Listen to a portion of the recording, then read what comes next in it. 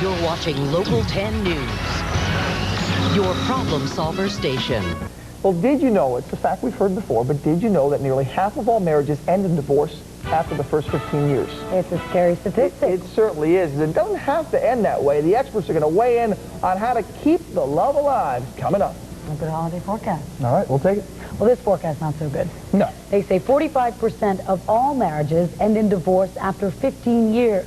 But even with those staggering statistics, divorce is not inevitable. Yeah, you got to look at it the other way. That means that more than half are surviving and doing well. Local 10's Jen Herrera, by the way, who's just going to happen to get married very soon, tells us that there are some things you can do to keep your marriage strong.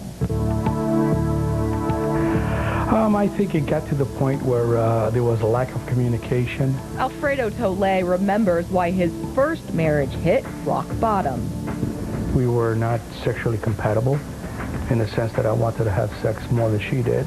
I blamed her for everything. And Licensed therapist and sexologist Dr. Marcy Weiss says Tole's story is not unusual. According to her, marriages are like bank accounts.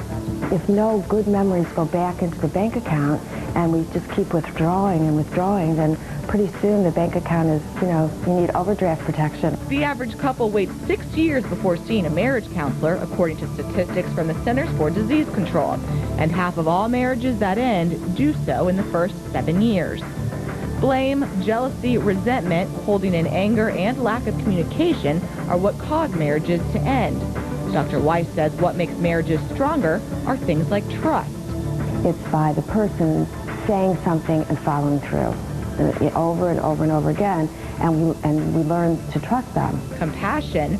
Being able to understand the other person, having empathy, understanding what they're going through. Compromise. I know you want to go play golf, and that's great. Even though I don't love golf, I'm going to go and I'm going to have a good time with you because I know that you enjoy it. And passion.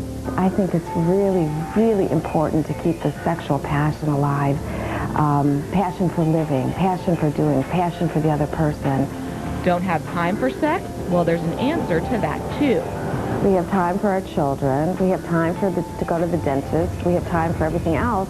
This is the most important thing hopefully in a person's relationship is their relationship with their partner. Most marriage counselors believe being best friends is also crucial to marital bliss.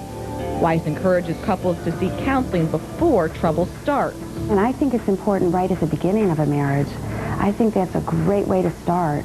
Jen Herrera, Local 10. Some good tips? I was going to say, Jen's probably taking some tips preparing for her. Like taking notes. Yeah, taking notes as she's going along. That's what she did the story. But good advice for everyone to follow, no doubt. Absolutely.